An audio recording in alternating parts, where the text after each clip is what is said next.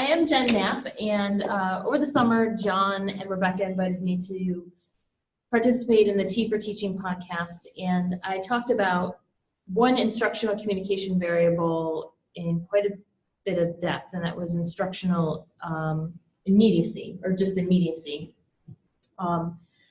which is sort of the mother of all instructional communication variables. So essentially when we talk about immediacy, we're talking about both psychological and physical actions or messages that you engage in that can either increase physical or psychological closeness between you and the person that you're communicating with.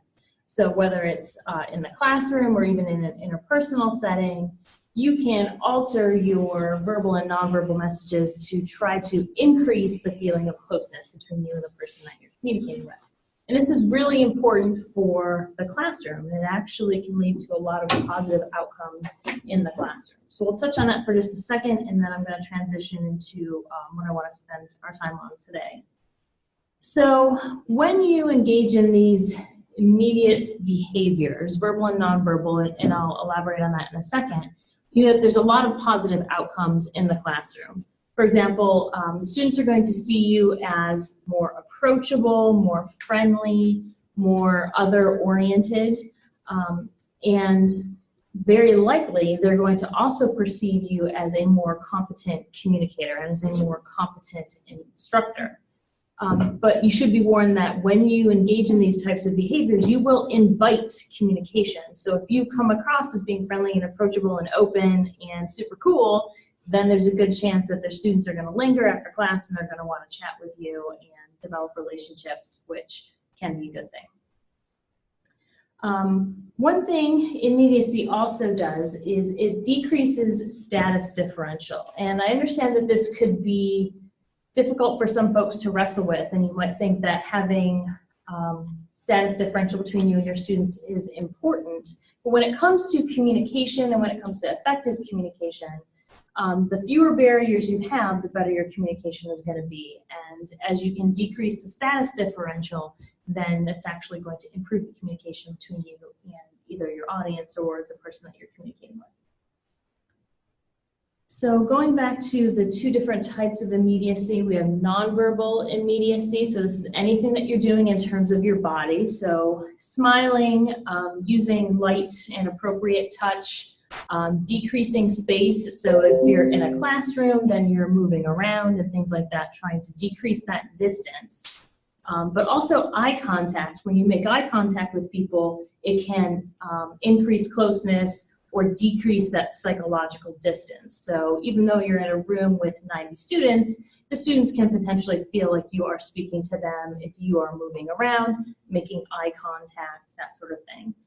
Also, verbal immediacy. So using humor, calling students by name. I usually make a point if I'm teaching a large lecture class to learn as many names as I possibly can. It gives you a little extra credibility. The students feel like you are trying harder, even despite the number of students in there. It makes them feel like you're trying to make that personal connection with them. And the last way you can engage in verbal immediacy is self-disclosure in the classroom, which is what I've chosen to speak about today. So how an instructor can use self-disclosure in the classroom and the positive outcomes that occur. So I'll do a quick check-in. Anybody want to ask a question or? I'm monitoring. You're monitoring? 6 people, I think, online. So. Great. Hello, 6 people online. Thank you for being with us. All right. So instructor self-disclosure as a form of verbal immediacy. So just to sort of, there's a lot of definitions that I'm going to go through today with you just to make sure that everything makes sense. So in terms of instructor self-disclosure, we're talking about revealing personal information that is not readily available. So telling someone that you have brown hair or your favorite color is purple and you're always wearing purple, that isn't self-disclosure as we define it. But if you're talking about pets or you are talking about vacation that you had or your family or your children or something like that, that would be classified as self-disclosure. And self-disclosure is how we develop intimacy in a relationship. As you get to know someone, you sort of peel back the layers of the onion. We have an onion analogy for how self-disclosure works. And as you peel those layers, at first it's all very superficial, and then as you peel more layers, it becomes more intimate and in more depth. Excuse me. So, but we are talking about classroom communication. So if you can engage in self-disclosure that is relevant to the course content, that is definitely the best way to go. It's easy for someone who teaches communication, particularly someone who teaches interpersonal communication, where I'm constantly telling stories about how horrible my family is when it comes to communication and how it all makes sense now, how I ended up where I am because they're just miserable at it, me included. I'm not awesome either. So if you can keep it relevant, that's great too, but it doesn't always have to be relevant. Folks that study self-disclosure break it down into 3 dimensions, and then I couldn't get my animation to work to stop that last bullet from coming up, so we'll do it all at once. The 3 dimensions of self-disclosure are quantity and frequency. This is called amount. Then you've got relevance, and then you've got valence, or particularly negativity.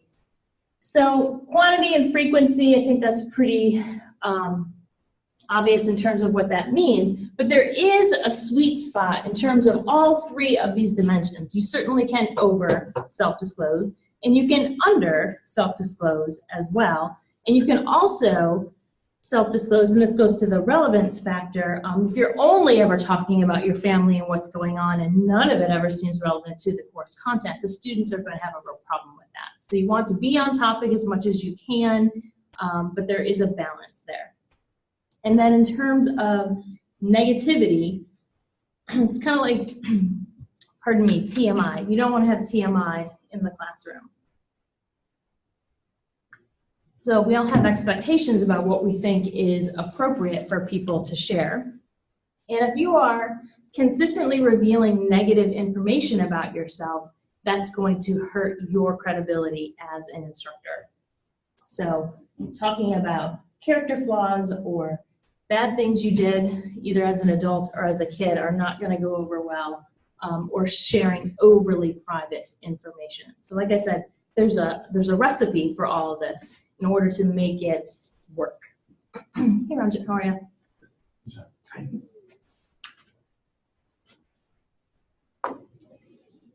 Gosh, so, I haven't taught all break, and so you lose that teacher voice. Benefits of using self-disclosure in the classroom: when you do it appropriately, increase affective learning, interest, and motivation. And instructors are perceived as more immediate and more credible. So these are things that naturally we want as instructors. There is a line of research that talks about students' motives for communicating with their instructors, and one of the motives students have for communicating with instructors is a relational one. So students do want to have interpersonal relationships with their instructors, and as instructors, I think it makes things more satisfying for us when we do get to know our students and we feel connected to them in some way. So there are certainly benefits to using self-disclosure. So there are 2 particular studies that I wanted to focus on today. So once I decided that self-disclosure was going to be how I wanted to spend our time together today, I found 2 of these recent articles that I think are certainly relevant to some of the challenges we're facing today in the classroom. And so they have to do with instructional dissent, and they have to do with incivility in the classroom. And so the general theme, spoiler alert, is if you engage in self-disclosure, you engage in immediate behaviors, you can decrease the frequency of instructional dissent and incivility in the classroom.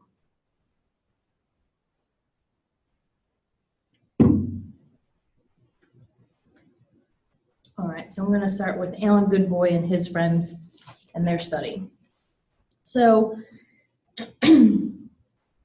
instructional dissent is a reaction to what is occurring inside the classroom. So this is in response to classroom policies, how an instructor behaves, how they manage the class. It is specific to what is happening in the class, not what is going on outside of it. And students can dissent in 3 different ways. So there's rhetorical dissent, which is trying to persuade an instructor perhaps to change a due date or something like that. So it's midterms, everybody's stressed out, nobody can handle the amount of work that's being heaped on them at that point. So maybe you try to bargain with one of your instructors, or students try to bargain with you to change a due date or something like that. So it can be persuasive, it can be argumentative in nature, but not necessarily negative and not necessarily aggressive on the student's part. But it might be talking about either changing, maybe they want to do a grade appeal or something like that. So maybe they want to argue with you about a grade they received on the test. We also have expressive dissent. This usually happens with their peers. So this is when they're like, oh man, can you believe Barbara? She's the worst. Like I just can't get up for that class anymore. It's super boring or unfair. Obviously students will talk a lot about courses in which they feel like policies are unfair or the instructors are unfair to them or the instructors are mean, nasty. All of that would be expressive dissent. And then the last one is the worst, and that's called vengeful dissent. And this is when a student purposely tries to get an instructor in trouble or to sabotage them in some way. So potentially writing really horrific evaluations at the end of the semester, or maybe going to the dean to say, you'll never believe what this instructor did in the classroom, and they're purposely trying to get the instructor in trouble. And again, this is all in relation to something that is occurring in the classroom. So we're saying the instructor has caused this behavior. Somehow, the instructor has caused these students to dissent in these ways. Good? Okay. All right. So in this study, they identified receiver apprehension as a mediating variable. So they're not claiming that self-disclosure directly influences students' likelihood to dissent or not. What they are saying is that receiver apprehension is in the mix here. And when you combine self-disclosure with receiver apprehension, then we can make some more logical conclusions about the dissent that may or may not be occurring. So the fear of misinterpreting, inadequately processing, and or not being able to adjust psychologically to messages sent by others. That is what receiver apprehension is. Actually, if we move on here, I'll give you a second to read through this list. These are some of the ways in which receiver apprehension can manifest.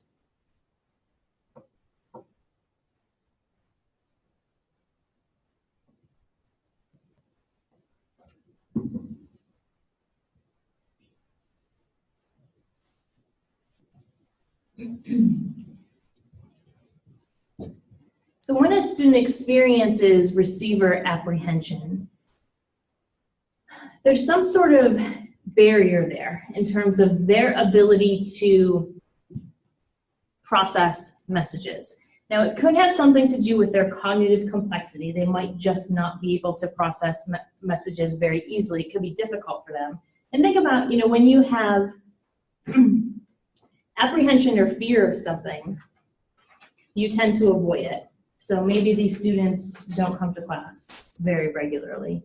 But they also have a tendency to demonstrate poor academic habits. So they don't study well for tests. They might be easily distracted in the classroom. They may not fully pay attention. They might be having these side conversations, things like that.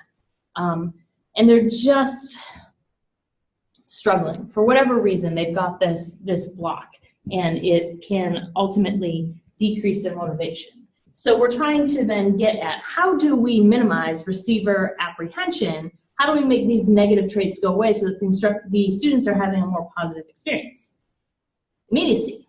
Immediacy has been found to be something that can lessen receiver apprehension. So again, engaging in those behaviors that decrease physical and or psychological distance will decrease students' levels of receiver apprehension. So if they feel as if they are closer to an instructor, that the instructor is approachable, that they are caring, that they're funny. Any of those things can reduce receiver apprehension. Anybody want to ask a question or make a comment at this point? Okay. So ultimately, what are the results of this study? So they were able to determine that self-disclosure does reduce receiver apprehension, which then reduces the likelihood of instructional dissent. So students won't necessarily argue with classroom policies. They're not going to complain to their friends, and they're not going to try to sabotage instructors if their receiver apprehension is decreased through use of self-disclosure in the classroom. So by making yourself accessible, by giving students the opportunity to know a little bit about you, they have a tendency to like you more, find you to be more approachable, and therefore they're less likely to rebel, I guess, in the classroom. What do you think about this? Any comments? Let's go back to self-disclosure for a second. So what kind of self-disclosure do you typically engage in the classroom? Anybody?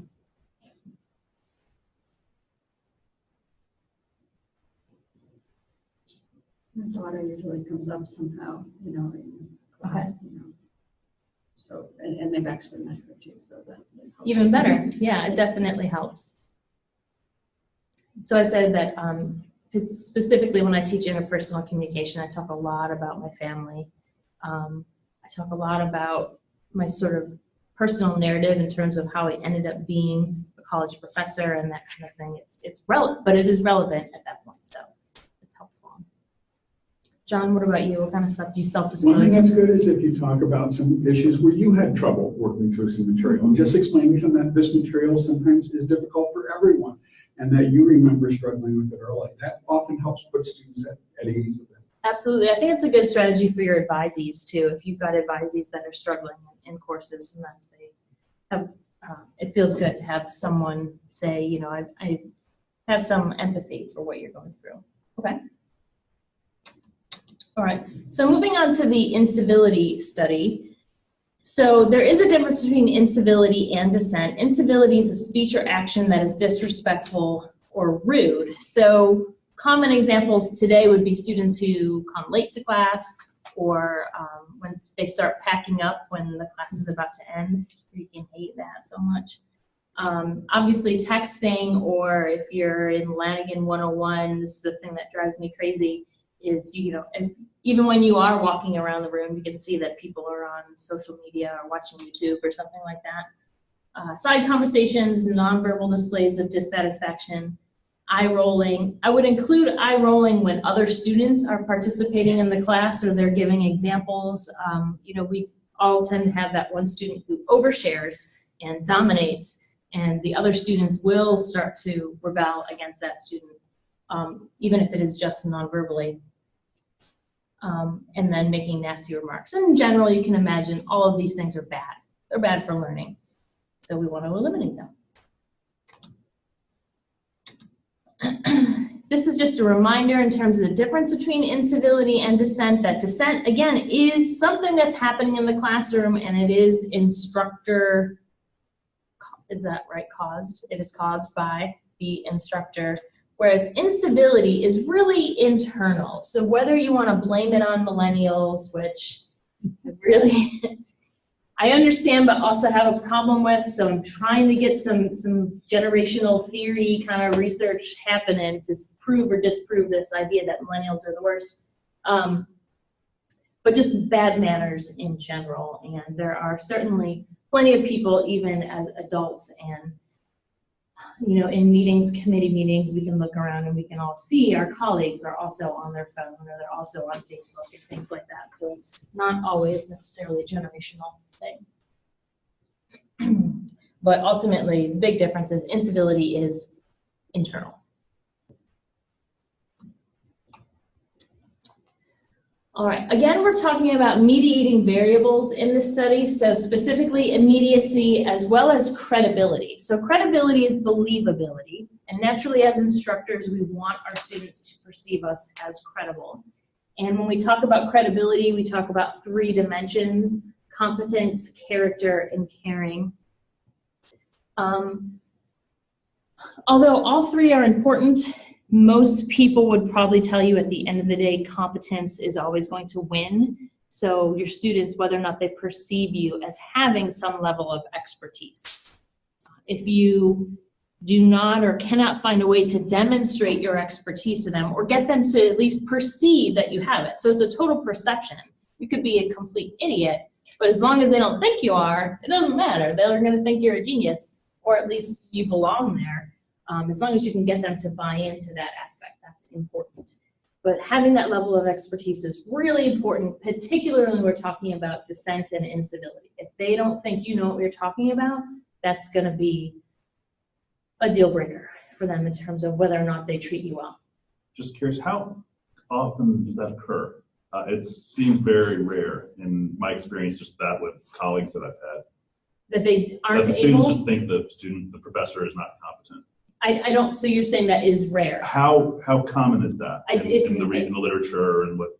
It's not very common. Okay. Yeah, most people assume that you've gotten to this point. Right. So it's almost like you have to prove or demonstrate that you don't. So you have to really mess up in order for people to start doubting you. Or maybe if you're teaching something and the students think, you know, gosh, this is so different than what I learned about in my introductory class, and they start to doubt what you're doing, or they think you're contradicting what they've learned elsewhere, that's probably when you get into trouble. But you'll probably ascribe that credibility when you walk through the door, and then it's almost like, you know, are you earning it? Right. Could there also be where someone says, well, this person's probably very smart, but they can't explain anything. They're a terrible teacher. They're not competent at that. That happens all the time. That could be an aspect of that. Yes, that can definitely be an aspect of that.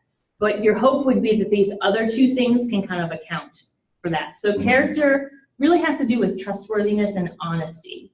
So are you honest with your students, even if it's tough or it's constructive criticism, but you are being truthful and they feel like what you're telling them is honest? That's important. So having character, but also caring is the goodwill aspect, that they feel like you're not out to get them. You're not there to fail everyone in the class.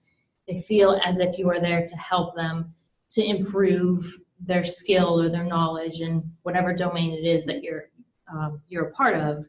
They feel like you're doing the best for them and you're not trying to hurt them in any way.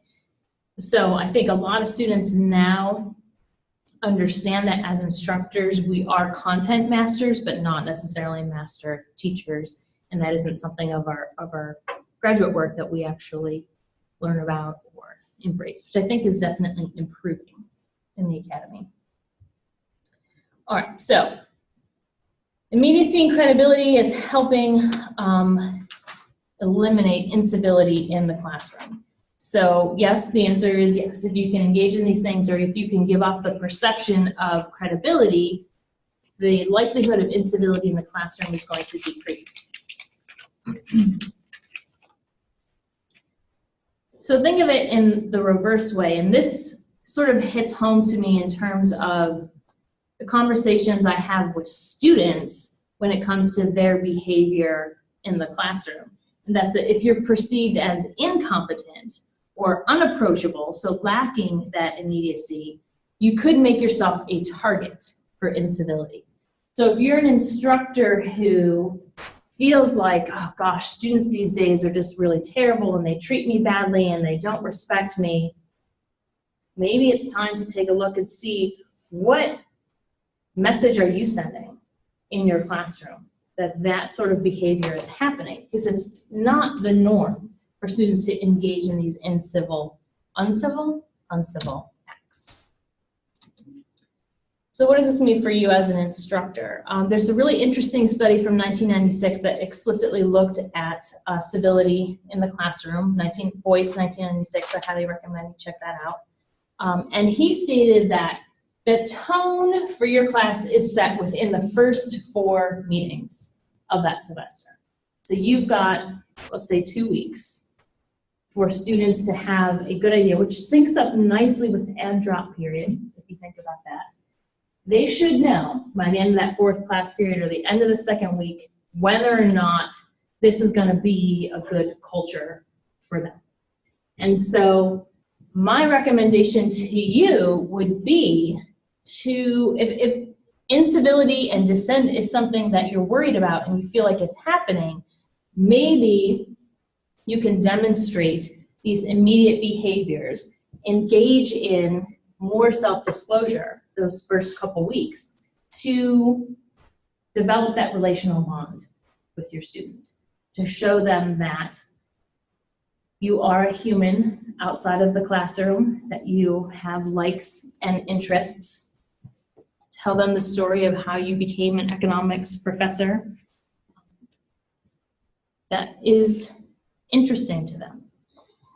And it's particularly good for students when you go back to the students with low cognitive complexity. I think this was on one of the bullets, but if they're struggling with the course content, if you can tell a story to help them remember something or help them sort of benchmark a particular thing, that could be helpful to them in terms of their learning, in terms of their recall.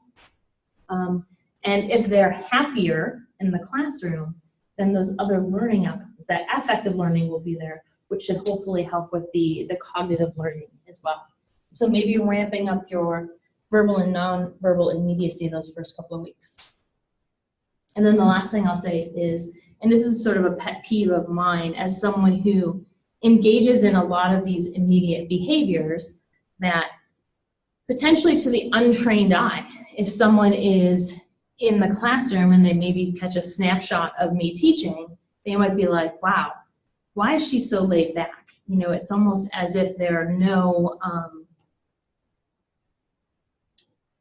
there's no power differential in the classroom. And for me, that's a good thing. I don't want there to be a power differential in the classroom. So being warm and approachable does not mean that you are an easy instructor and that you can't still have high standards for your students. But maybe it's more conversational in terms of what you want your students to be able to do by the end of the semester, how you expect them to behave, what they should expect when they get a paperback from you, and how to move forward. And even using things like, this would be an example of verbal immediacy, us or we. Gosh, you know, you're talking about a test a couple of days after an exam, telling students how it went. Lots of people got question 5 wrong, whatever it might be. Gosh, we really need to work harder on this particular concept. It seems like a lot of people struggle with that. So even saying something like, we need to work harder, not you guys really mucked that up. I can't believe so many of you got that question wrong. How can we collectively work together to master this particular thing? Can I ask a question? Of course. Sorry. You sort of, I guess, addressed this a little bit, but I'm having a hard time kind of distinguishing, you know, caring and being warm and approachable. Right. And not letting the student think that you're very forgiving and they can get away with things. For example, coming in late, right, packing up early, and they'll think, oh, well, she's so nice, you know, it's fine. You know, right. She's not gonna be mean about it or, you know, do anything about it. It's like, right. How do you balance that? I don't know, I guess. Yeah. Maybe that's something that comes with time or something that you become comfortable with. Like I would, if I had a student who was perpetually coming late, I would probably pull that student aside and say, and I would just own it, be like, I know like I seem like a pretty chill person, but when you come in late, it's disruptive to me, it's disruptive to your classmates. I would appreciate it if you could get here on time. So you can still be assertive in that situation, sort of identify the behavior that you don't like and the remedy for that behavior. But I think I get that, I definitely get that. And it's definitely easy to fall into the trap of someone who can be walked all over, but you have to know what your boundaries are as an instructor. So being warm and approachable and to give them caring doesn't mean you can turn papers in whenever you want. And maybe you even say that. You know, I have a very relational approach in the classroom, but that doesn't mean that you can do whatever you want whenever you want. I still expect you to hit your deadlines. I still expect you to do good work in this classroom. And they also might be less likely to want to disappoint you by not getting things in on time too, if you have a better relationship with them. Sure. Yeah, I know that was something, and I know that, those of us that are in higher ed tend to be the exceptions, but the fear of disappointing my favorite instructors was real for me. And I had a relationship with those instructors because they were funny and they were warm and I enjoyed being in their classroom, so I sought out other opportunities to get to know them or to join clubs and organizations that they were a part of or something like that, so I could develop that relationship. Yeah, I definitely relate to John's comment about not wanting to disappoint people. Anybody else? Anybody online have any questions or You guys comments? can turn your microphones on and just say something. Yeah, that would be lovely.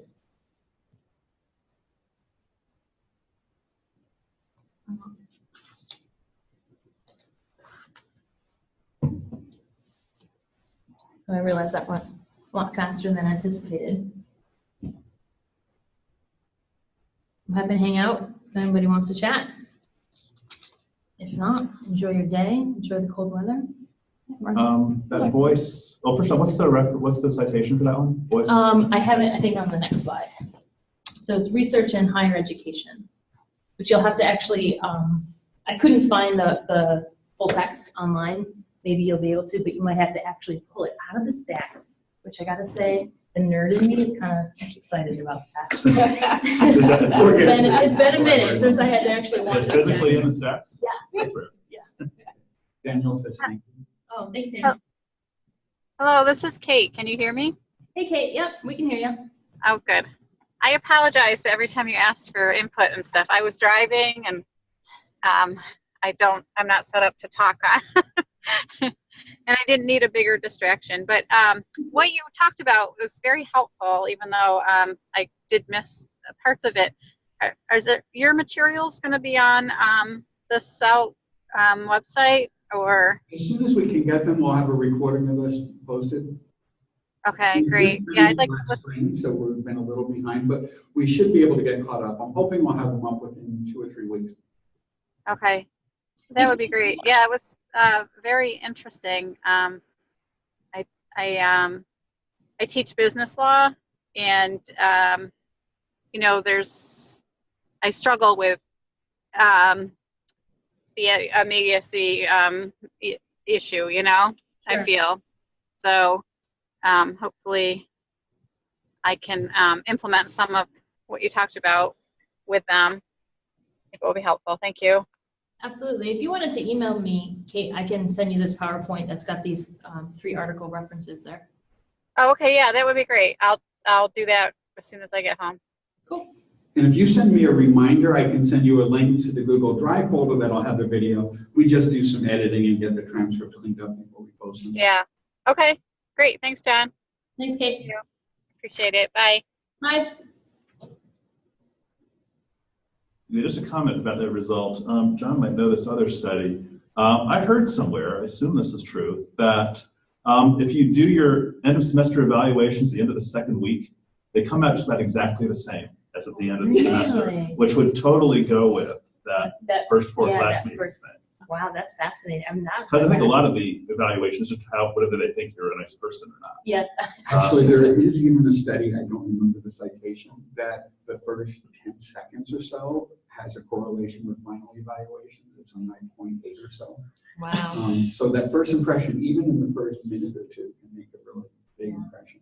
Well, I mean, we talk about in comm that people start making impressions, forming impressions about you as soon as they see you, or as you walk to the front of the room. Like, even if you are in a room and your students are giving presentations, for example, and as that first student presentation, as they're walking up, people are immediately deciding whether or not it's going to be good. And the poor student hasn't even opened their mouth yet. So we're pretty harsh in terms of impression. Yeah. It's one of the worst things you can do is go through this legalistic syllabus on the first day. Because that first impression is important. So what do you do? You save that? Well, I mean, what Ken Bain suggests and a few other people suggest is motivate. Start off by motivating the class, explaining what important issues the class addresses and how you're going to work towards achieving it, or how you're going to work to develop the tools so they'll be able to reach those objectives. Then you can talk about the syllabus, but talk about it in terms of how everything they do is critical in order to get to that final result. Rather than just going through with a list of rules and regulations, it seems more like an intro you get to a prison or something. Yeah. Yeah, so even like, your learning outcomes or your assignments should be a reflection of the learning outcomes for the course. So you could even blatantly say to your students, oh, you'll notice this first assignment is all about this first learning outcome on the syllabus or something like that. Cool. Well, thanks for showing up, y'all. Have a good day. Thank you. Yep. Thanks.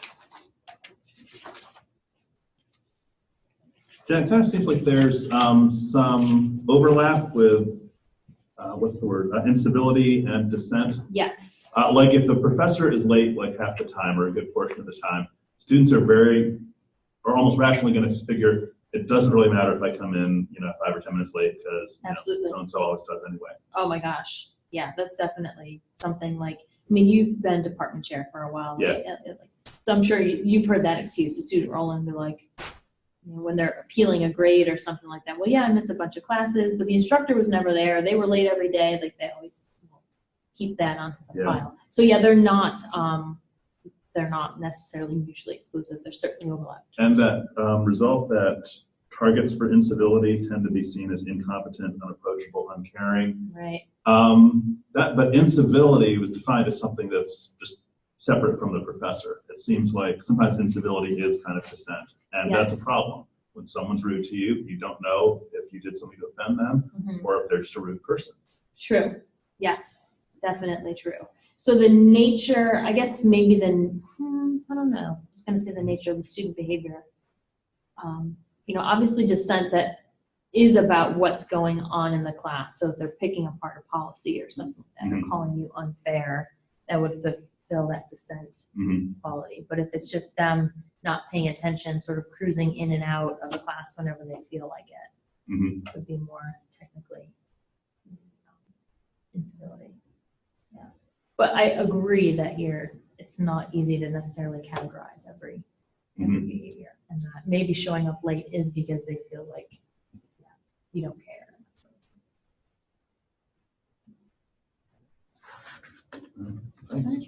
Thanks. Thanks for being here. I was nervous. And Nick said thank you as well, Michael.